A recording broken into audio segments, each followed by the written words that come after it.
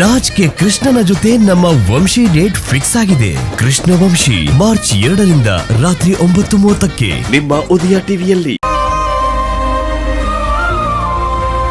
ನಿನಗ್ ಬೇಜಾರಾದ್ರೆ ನನಗ್ ಕೆಲಸ ಮಾಡಕ್ ಮನಸ್ಸು ಬರುತ್ತಾ ಹೇಳು? ಕೃಷ್ಣನ್ ಹುಡ್ಕಕ್ ಹೋಗ್ತಾ ಇದ್ದೀನಿ, ಖುಷಿಯ ಕಳಿಸ್ಕೊಡು.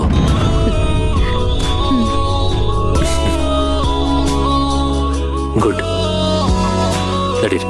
ಬನ್ನಿ ಸರ್.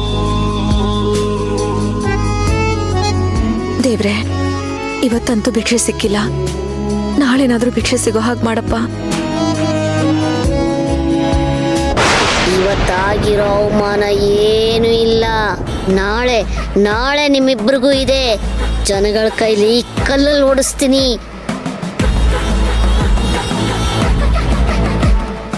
ಮೇಡಮ್, ನಡೀರಿ ಹೋಗೋಣ.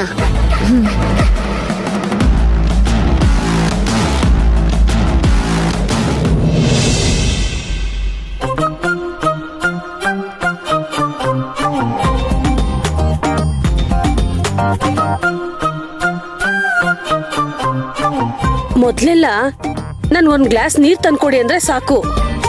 ಅಯ್ಯ, ನಿನ್ಗೇನ್ ಕೈಕಾಲ್ ಬಿದ್ದೋಗಿದ್ಯಾ ಅಂತ ಬಾಯಿಗೆ ಬಂದಂಗ್ ಬೈಯೋರು. ಈಗ ನಾನ್ ಹೇಳದೆ ಬೇಡ. ನಾನ್ ಕೂತಿರೋ ಜಾಗಕ್ಕೆ ಹಣ್ಣು ಹಂಪ್ಲು ಎಲ್ಲ ತಂದ್ಕೊಡ್ತಾರೆ.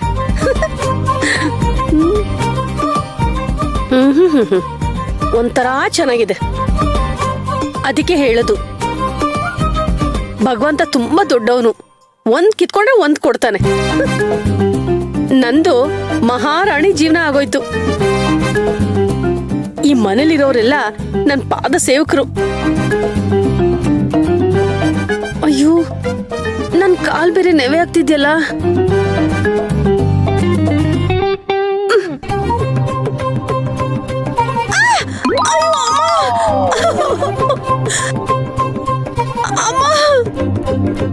ಅಮ್ಮ,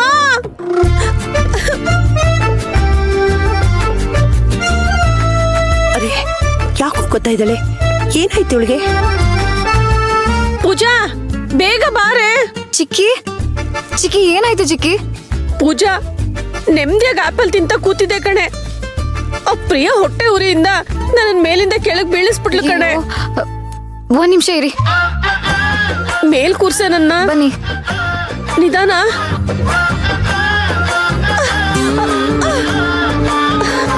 ಕಾಲೆತ್ತಿಕ್ಕೆ.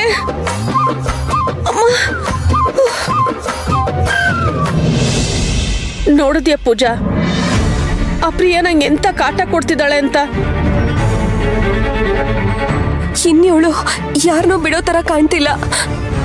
ಇನ್ನೊಂದು ಕ್ಷಣನೂ ನಾನು ಈ ಮನೇಲಿ ಇರಲ್ಲ. ನಾನಂತ ಅವ್ರ ಮನೆಗೆ ಹೊರಟೋಗ್ತೀನಿ. ಪೂಜಾ, ನೀನು ಇರಕ್ ಹೋಗ್ಬೇಡ. ನೀನು ನಿಮ್ಮಪ್ಪನ ಮನೆಗೆ ಹೋಗು.